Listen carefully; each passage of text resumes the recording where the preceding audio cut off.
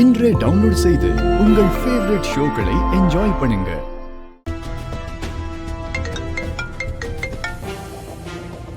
Hello, சொல்லுங்க. சகல, எங்கப்பா இருக்கீங்க? ரேவதியோட ஃப்ரெண்டு வீட்டுக்கு வந்தாங்க, அங்கதான் இருக்கோம். எப்பா, சின்னத்தையால வழக்கம் போல இங்க பிரச்சனைப்பா. என்ன பிரச்சனை? சகல, நீங்க கிராமத்துல இருக்கிறத எவ்வளவு ஒரு கம்யூனிட்டி வீடியோ எடுத்து சின்னத்தைக்கு அனுப்பியிருக்காப்பா. அந்த அம்மா பெரிய அத்தைக்கு போட்டு காமிச்சிருச்சுப்பா, போட்டு காமிச்சிருச்சு.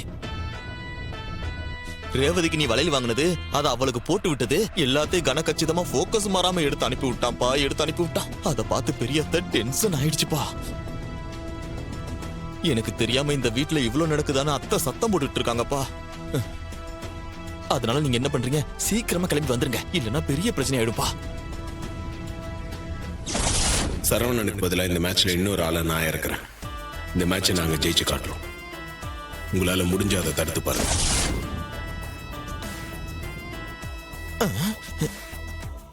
எப்பா சகல, என்னப்பா பேச்சையே காணோம்?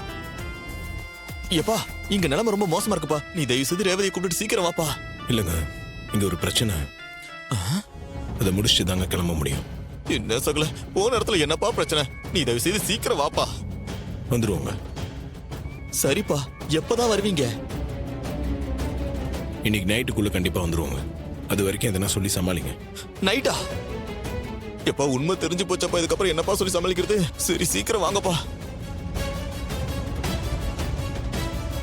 யார்கிட்ட பேசுனீங்க? ரேவதி வீட்டுக்காரா? ஆமா, சீக்கிரமா வர சொன்னீங்களா? சொன்ன ரோகு, ஆனா அங்க ஏதோ பிரச்சனையா, அதை சால்வ் பண்ணிட்டு வரேன்னு சொல்றாரு. என்னங்க, இங்க இருக்கிற சிச்சுவேஷன் புரியாம நைட் வரேன்னு சொல்றாங்க. தலைக்கு மேல வெள்ள போயிடுச்சு. விடு, நடக்கிறது நடக்கட்டும், சமாளிப்போம். வா போலாம்.